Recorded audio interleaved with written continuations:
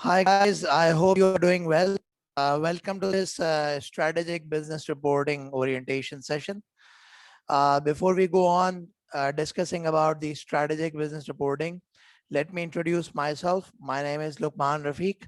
I've been in teaching profession for more than 13 years now, and I've been teaching various qualifications including the ACCA, the ICAW, which is the Institute of Chartered Accountants of England and Wales, the CIMA of a UK, and the local chartered accountancy qualification of Pakistan, which is the ICAP qualification.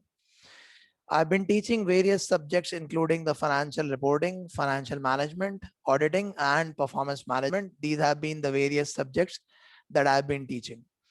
I've conducted global webinars for ACC on several occasions, and the various subjects on which I've conducted the webinars that include the reporting, that include auditing, that include performance management and the financial management. I've also conducted the training sessions for CIMA for training the professors at various universities about how to teach the new updates, new methodologies in the performance management. I have also conducted the financial reporting sessions for the ICAP for the CA final preparations. So that is what my profile is. Now, so the agenda for today's session is that we will be going through the strategic business reporting. We would be having an overview of the syllabus of the strategic business reporting. And the next thing that I would be doing in today's session also is that I would take you through one of the past examination questions of the SBR. And why am I going to take you through that past examination questions? Because a lot of the students, they don't actually differentiate between the financial reporting F7 paper and the SBR paper.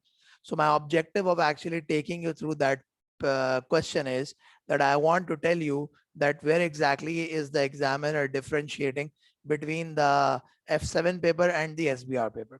So starting off with the SBR, this paper was previously known as paper P2.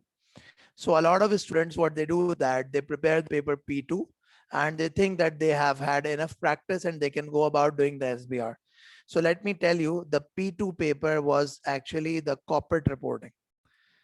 The P2 paper was the corporate reporting. What is this corporate reporting? It was how the corporates report. But now the paper has become SBR, which is a strategic business reporting. What do we mean by this? This means strategically how a business would report. So when it comes to strategically business reporting, it's not just related to the financial reporting, it's about the other reporting also. And as we progress, as we move ahead with the syllabus discussion, so you would see that there are many things other than the financial statements that this paper SBR actually discusses. So let's move a bit forward. Let's have a discussion about it. I have opened in front of you the latest syllabus of the SBR.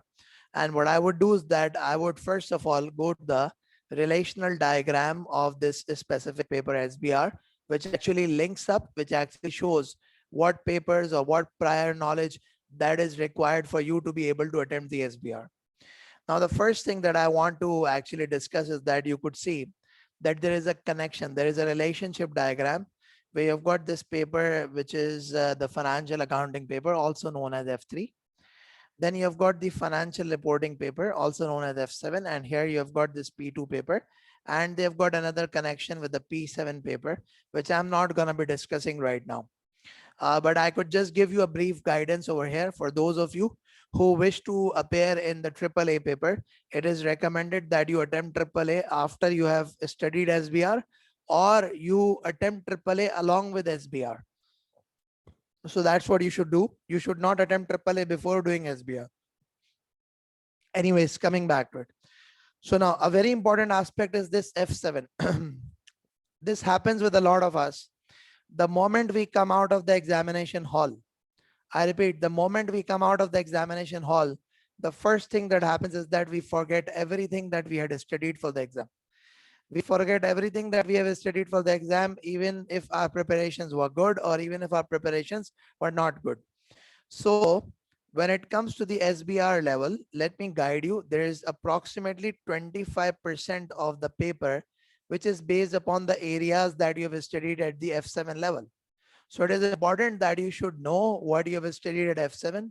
You should be able to apply those to the different scenarios, and then you will be able to succeed. Otherwise, you won't be able to succeed. So it's important that you should know the F7 level knowledge. Now, how are we going to tackle this problem? Because I know this thing that you have forgotten everything. So the way we are going to tackle it is that what I'll be doing is that I'll be covering each and every accounting standard that you have covered up at the F7 level. Obviously, the coverage would not be at a very slow pace, would be at a slightly faster pace, because my objective is to revise, is not to teach you from the scratch, but I would be doing I would be doing revision of every single accounting standard, every single thing that you have studied at the F7 level. And we would be doing the SBR level examination questions pertaining to those topics which you have studied at F7. So the way we are going to be preparing it is that we'll be focusing on them also. Now, the next thing which is there in the syllabus also is the approach to examining the syllabus. The SBR paper is examined a bit differently to the other strategic professional examinations. That is, when you come to section A, there are 2 questions in section A, and those 2 questions are actually structured like this. Those 2 questions are structured like this, that you would have one of the questions of 30 marks and one of the question for 20 marks. And then you've got section B, which is again 2 questions of 25 marks each. So that makes it 50 mark here, 20 mark here, 30 mark here. So 50 and 50, that's how the 100 marks are made up of. But you have got what? You have got 50 mark in section A, and you've got 50 marks in section B. Section A, you have got 2 questions, whereas generally for the majority strategic professional exams, it's actually 1 question. But here it's actually 2 questions. So that is what you would have to deal with.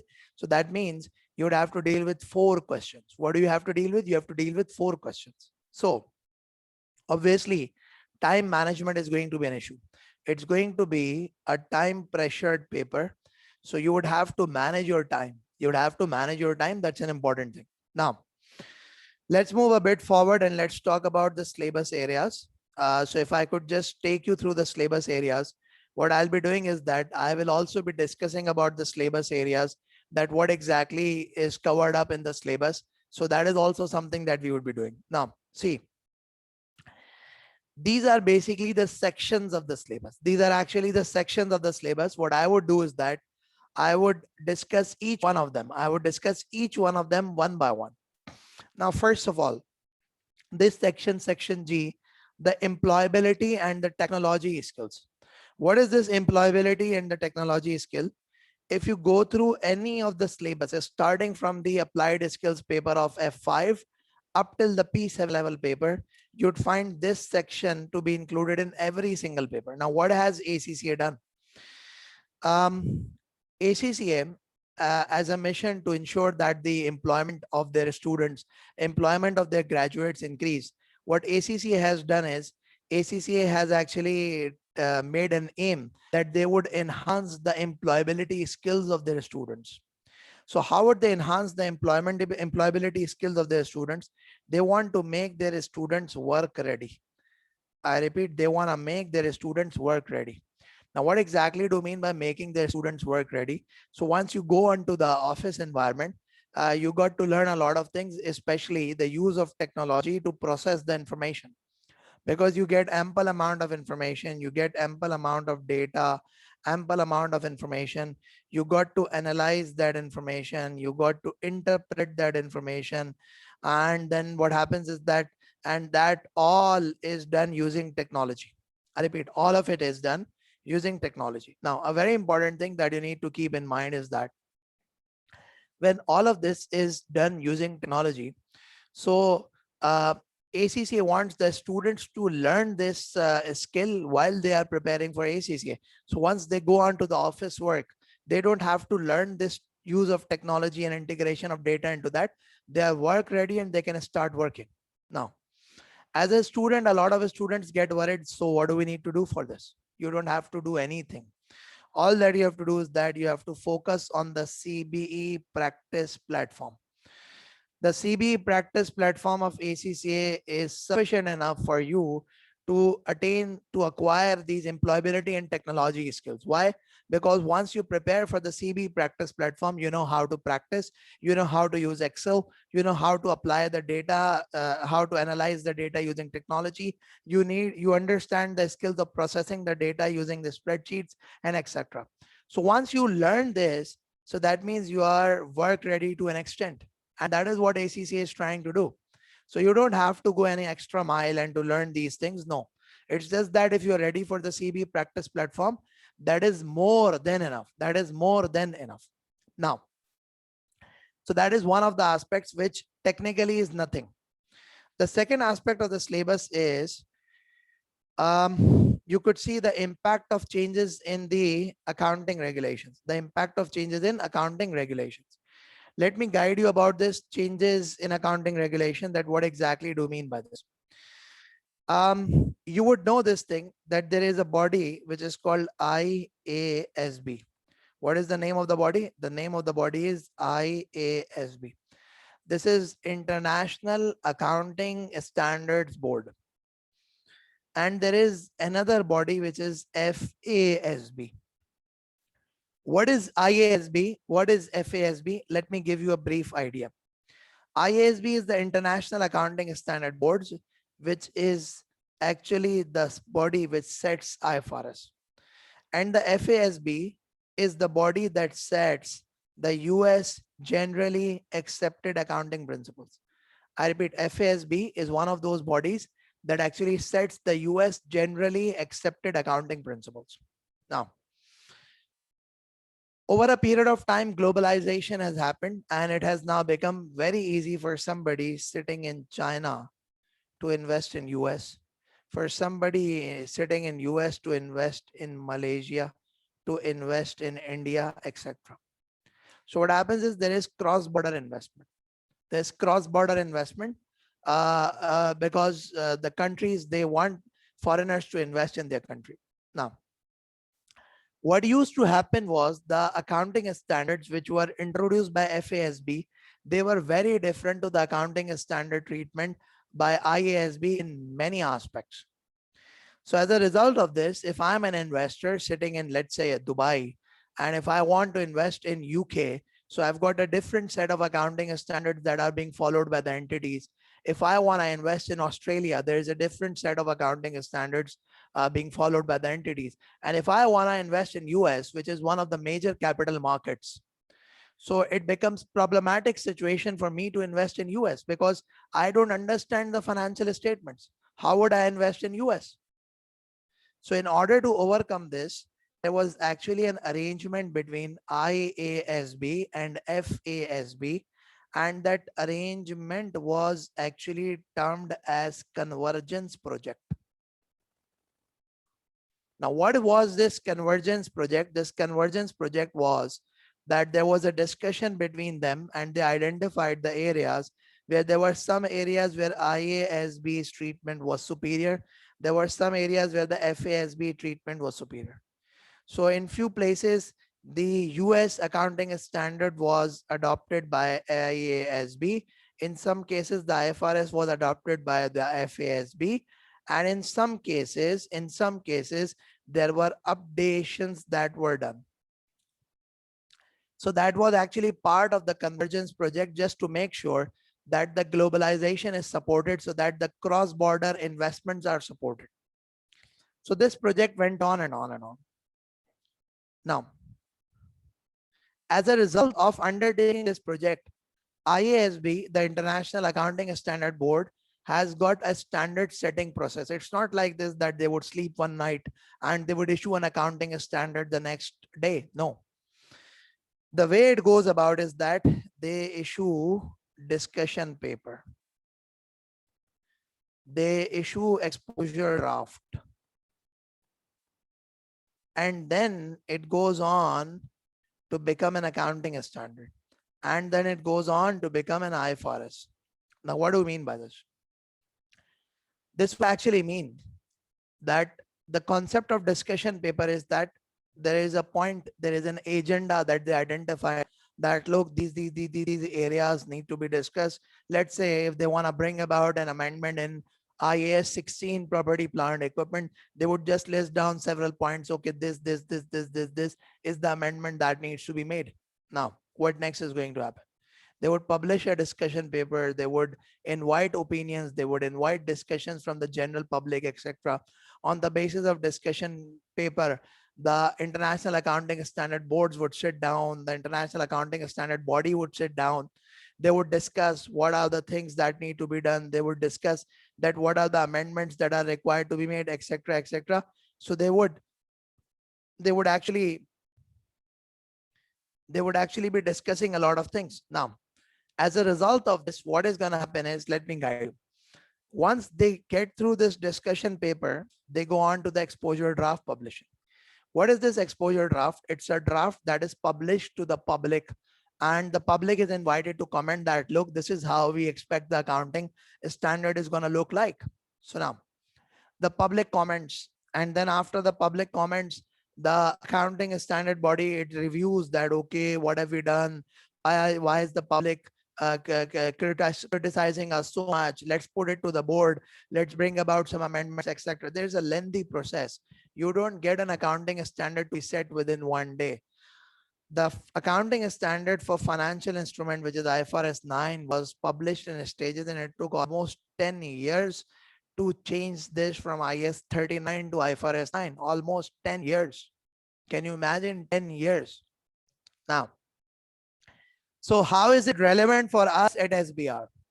Now, why am I actually discussing all these things? The reason being, I'm just trying to tell you there is an area in your syllabus, and that area is termed as current issues. What is that area termed as? It is termed as current issues. And under this current issue, the examiner would identify in the syllabus, let's say this, 1, 2, 3, 4. For example, 4 current issues. They would identify 4 current issues in the syllabus. And what could happen is that they could give you scenarios in the exam with respect to those current issues.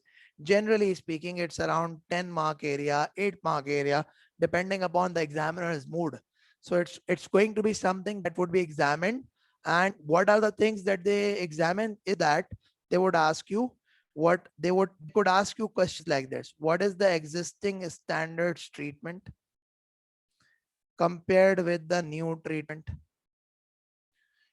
They might ask you about the benefits. They might ask you the problems with existing treatment. They might even ask you to apply the new treatment. So as a student, what you got to do is that you got to make sure that when you are preparing for the SBR exam, you do cover them up. Now, a lot of the students, what happens is that they get worried about current issues, and they don't, I mean, like they panic a lot with the current issues. So first of all, you don't have to panic with the current issues. I would recommend you people that when you go for the ACC approved content, so there is a content by BPP, there is a content by Kaplan. Kaplan, what it does is that I don't know how is it going to be in the next edition, which is the new edition. But up till now, what the Kaplan has been doing is, in the final chapter, the Kaplan gives you a current issues chapter, which is about all the current developments that are actually taking place. So it's one of the best reads. It's one of the best reads. And what I'll also be doing is, I will also be conducting lectures on the current issues. So you don't have to be worried about it that you might think that we will have to do current issues on our own. No, I'll be discussing them. I'll be explaining the current issues to you. I'll be guiding you through the whole current issues process. Okay, so that's one aspect. Now, so what I was trying to tell you people is that there is this thing which is impact of changes in accounting regulation. What is it? Impact of changes in accounting regulation. That if there is a change in the accounting regulation, how exactly are you going to be dealing with that change? That is something that you should understand. Okay, the next thing is about the fundamental and ethical and the professional principles, a very important aspect. You see, ACCA, or it's not just ACCA, it's about every single professional body, whether that is be a body of engineers, whether that be a body of doctors, whether that be chart accountants, whether that be CFAs, whether that be anything else, whether that be lawyers. Every single body nowadays is focusing upon teaching their graduates ethics. Every single body is now focusing upon teaching their graduates ethics. Now, you have already studied the code of ethics at the F8 level, which is the audit and assurance level, and you already know that there are few fundamental ethical principles like integrity, like objectivity. You do know that there is this integrity, there is this objectivity, professional competence and due care, etc., etc., etc. And you do know that there are different types of threats, like self-interest threat, like self-review threat, etc., etc. So there are multiple types of things that you do know. Now, do we need to explain to the examiner what a self-review threat is or what a self-interest threat is? No, you don't have to explain it. But what is expected from you at this level is that the examiner is going to give you scenarios. I repeat, the examiner is going to give you scenarios where there are actually going to be the ethical issues that you will be facing as an accountant. You'll be facing the ethical issues as an accountant. So what is it that you need to do? You need to actually suggest that what are the ethical issues that are arising, how you would deal with that issue, and what are the safeguards that you would exercise during in order to deal with that issue. So that is something that you would have to do. So you could expect around 7 to 8 mark in the examination pertaining to ethics. So like ethics and the current issue constitute around 15 to 20 mark of the paper. And it's an important area. It's not an area that you can leave. Now, a lot of students, they get worried that how exactly are we going to deal with ethics, because the tutors usually don't focus upon them. So don't worry, we'll be focusing upon them. I'll be going through some past examination questions, like around 6 to 8 questions on the ethics. And in those questions, I will tell you, I will guide you how the ethics are actually dealt with in the accounting situation, in the accounting scenarios. So you don't have to worry about it. We'll have a real life exam practice about them. Don't worry about it. So that's the second thing with respect to it, which is the ethics. Now let's move a bit forward and let's talk further. Now you have got the other aspects of the syllabus, which is another aspect, which is the financial reporting framework. Even at the F7 level, you do have an area which is the conceptual framework. I repeat, even at the F7 level, you do have a topic which is called conceptual framework. Now, what exactly is this conceptual framework? Let me guide you about it. At the F7 level, the students, they just don't focus much on the conceptual framework. They do realize that this is hardly going to be examined as a 2 MCQ max, at the max 2 MCQ. So that's why the students, they just simply ignore it, and they're like, I've got so many accounting standards to worry about already. So what else are we going to talk about? Now, let me guide you.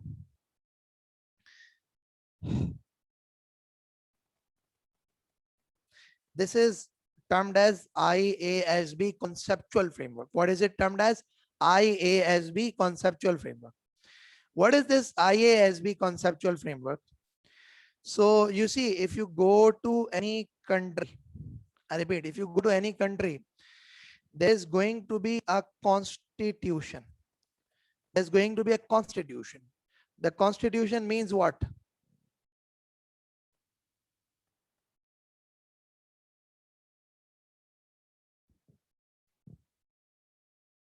Just wait a bit, please.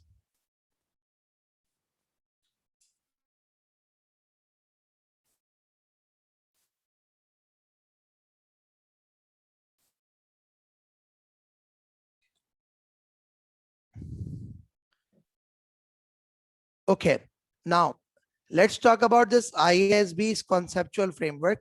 When we talk about the concept of any country, You do know that there is a constitution in every country. What is this constitution? The constitution is the overall rules, the overall regulations. The constitution actually refers to the overall rules and regulations that the lawmakers, that the people living in this country are expected to comply with. So whenever we draw up any law in a country, you have to make sure that the law is in line with the constitution. I repeat, whenever any law is being made in a country, you got to make sure that that law is actually in line with the constitution. If there is a law, if there is a law which is not made keeping in mind the constitution, that law is termed as ultra vires ab initio. I'm sorry to be using some legal terminologies, but you see, you have already studied them. Ultra vires is basically illegal ab initio from the start. Ab initio. Ultra vires ab initio. Anyways, coming back to it. Now let me try to explain to you. When it comes to IASB conceptual framework, this is exactly what the role of IASB's conceptual framework is, that it acts as a constitution. It acts as a constitution for the IASB, for the accounting standard setters. When they are going to be devising the IFRS, when they are going to be publishing IFRS, they need to make sure that this IFRS is in line with the conceptual framework. Now, there is a problem. The problem that arises is the accounting standards were developed earlier and the conceptual framework was developed later on. The conceptual framework defines what an asset is. The conceptual framework defines what a liability is. The conceptual framework defines what an income is. It defines what an expense is. But the problem is there are few accounting standards which do define certain definitions of liabilities, assets. They do not match the definition of the conceptual framework's assets or liabilities. For example, the deferred tax liability. It does not meet the definition of liability, yet it is recognized. Now, why is that so? Because unfortunately, the framework was developed later on. The accounting standard was developed earlier.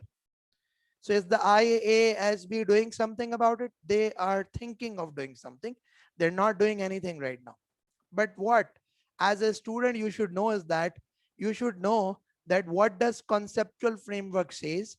You should know where the conceptual framework differs from the accounting standard. You should know that what are the accounting standards which do not comply with the conceptual framework. That is something that you should know. And that is what is expected from you as a student while attempting this SBR paper also, that you should know about the conceptual framework, that what does it say, what are the definitions. If the examiner asks us to apply the conceptual framework to a given scenario, how exactly are we going to do it? You should know all this. Now, let's move a bit forward. Okay.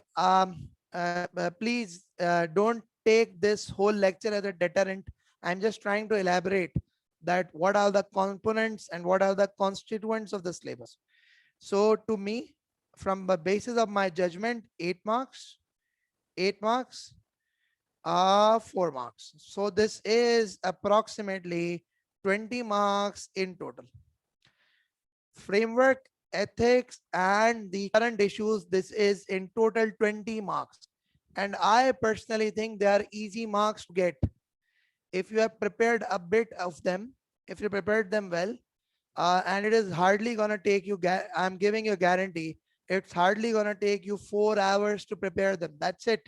4 hours at the max. And you get 20 marks. But these 4 hours should be applied at the end of the course. They should not be applied at the start of the course, because once you are going to study all of these things, you see these connections. They are telling you that every single aspect of the paper is connected to the other aspects. So that means that for you to be able to apply current issues, for you to be able to apply ethics in the given scenarios, for you to be able to connect the conceptual framework, you should study other areas of the syllabus. And what are the other areas of the syllabus? Let's have a discussion on them. So if I talk about these other three areas, which are the three major areas of the syllabus, which is reporting of financial performance, which is preparation of financials of group entities, and which is interpreting financial for the other stakeholders. So what exactly are these three areas? Let me guide you. Basically, what happens is that if I talk about these three areas, let's just see. So one of them is about the reporting of this financial performance for the range of entities. You've got revenue, means you will be discussing IFRS 15 at length. Believe me, you have only studied a very small portion of IFRS 15 at the F7 level. We will be studying a good in-depth. We'll be studying a good detail of IFRS 15 here. Then the non-current asset, all the accounting standard, including IAS 16, including IAS 23, including IAS 36, 38, 40, 41. All of these standards are going to be applicable here. The financial instrument, we have studied IAS 32, we have studied IFRS 9, but again, we have studied them at a very small depth. We'll be studying in depth these financial instruments. Leases, you only study the accounting for lessee. You only study the accounting for lessee. Over here, we'll be studying lessors accounting also. We'll be discussing about manufacturer dealer lessor. There are going to be sale and leaseback transactions which are examinable at F7 also, but there are going to be more sale and leaseback transactions that you would come across here. What next is their employee benefits? Whatever benefits that you give to your employee, the salaries, the pensions, the provident funds, the gratuities, the allowances, cars, houses, travels, whatsoever. We're going to discuss about the accounting under IAS 19 here. The taxes, it's a full-fledged standard that's examinable here. It's very different to the way it was examined at the F7 level. Provisions, contingent liabilities, which is 37 and IAS 10. It's more or less the knowledge that you studied F7 is sufficient enough, but you got to understand the application skills here. Share-based payment. At times you enter into a transaction where you use your company's shares as a consideration. So when you enter into a transaction where you're using your company's shares as a consideration, so such a transaction is considered to be a share-based payment transaction. So it's an IFRS 2 which we would be discussing, and there is lastly IFRS 13, and also there is IFRS 5, this SMEs accounting standards. There is a separate set of accounting standard for SMEs and other reporting issues that we would be discussing. So I personally think that this is the core area along with this, the financials of group entities. You have studied a single subsidiary up till now. You have studied a single subsidiary up till now. You've only studied a single subsidiary up till now. You've only studied associate. Here you would talk about 2 subsidiaries, 3 subsidiaries. You would talk about the acquisitions in the group. What do you mean by acquisition? There's a 30% shareholding, it becomes 60%. There's a 60% shareholding, it becomes 90%. You'd be talking about the disposals. There'll be group disposals. You've got 90% shareholding, you go to 0. You've got a 90% shareholding, you go to 60%. You've got a 90% shareholding, you go to 40%. There are going to be disposals also. In addition to this, there is going to be the group cash flow. You have not studied them at FC. There are going to be the foreign subsidiaries also. There are going to be foreign subsidiaries. You are in UK, you want to invest in Australia. You're in UK, you want to invest in Gambia. You are in UK, you want to invest in Tanzania. You are in UK, you want to invest in Caribbeans. You'll be handling all these things. So there's going to be foreign investments, foreign currency transaction. That is all you would be dealing with. Next, the interpretation of financials for different stakeholders, a very important and interesting area. At the F7 level, we study ratio analysis. I repeat, at the F7 level, we study ratio analysis. The ratios are simply financial statement evaluation. But at this SBR level, it's an evaluation from the perspective of stakeholders. What are the different types of stakeholders that you may have? You may have lenders. You may have potential investors. You may have the existing shareholders. Your investors may be some financial institutions. Your investors may be some private equity firms. There could be different type of investors and they could have a different type of requirement. That is something that you are expected to handle in this scenario. So there are going to be financial, along with that, non-financial performance measurement. That is also going to be part and parcel of the course. So we'll be discussing them also. With respect to the current issues, I've already discussed, and with respect to employability and technology skills, I've also discussed. So see, this section C, section D, and section E, they in total constitutes around 75 to 80% of the course. They constitute around 75 to 80% of the course. So you as a student would have to keep in mind that you are prepared and you are ready for all this. So I repeat, you as a student, you have to be prepared that you are ready for all this. Now, what is it that I need to do as a student? So let me guide you a bit. The way we teach, the way I teach, it's going to be like this. Once you enroll with us, you would get access to the recorded lectures. Once you enroll with us, you would get access to the recorded lectures. And what would happen is from time to time,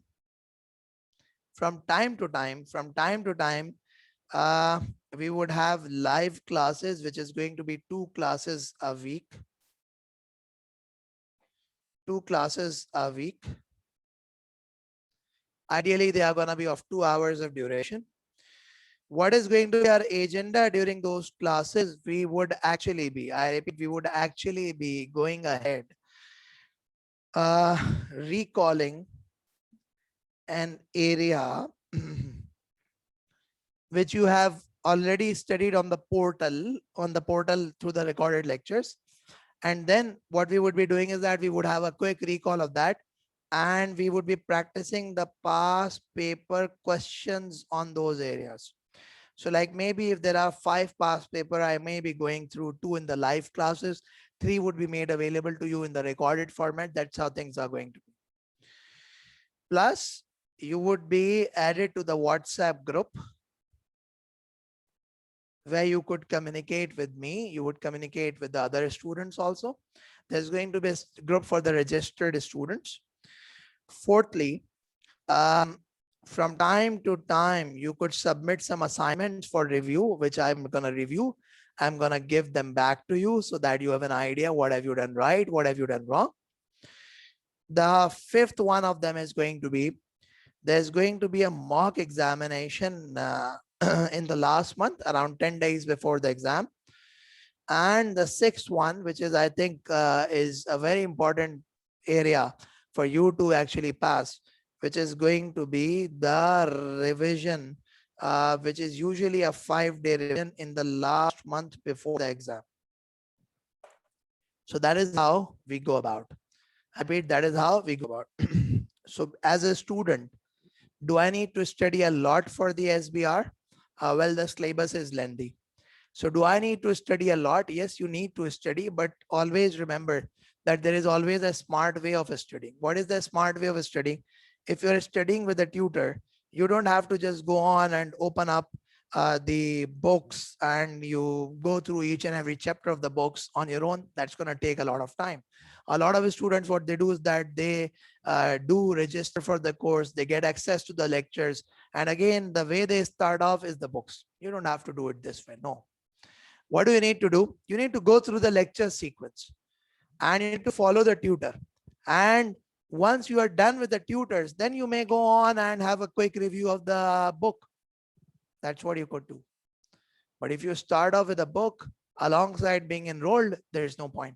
Then you do self-study. No point in enrolling with us. If you wish to enroll with us, what is going to help you is to follow us, to follow the guidance that we are providing. So that is something that is going to help you out. So that's it from my side with respect to the orientation for SBR.